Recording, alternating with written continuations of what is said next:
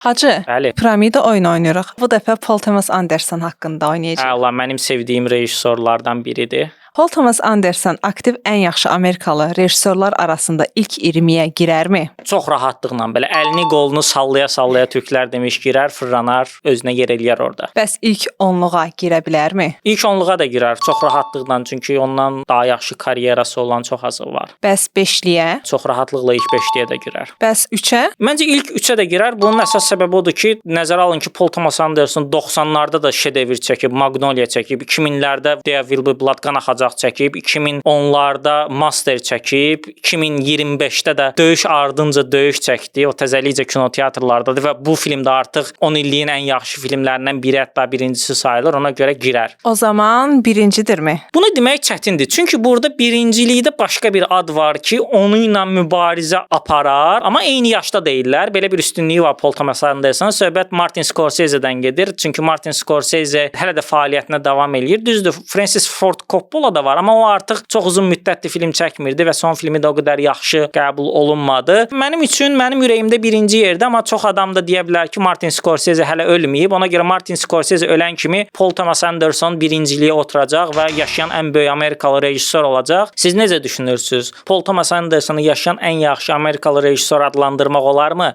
Düşüncələrinizi rəydə yazın.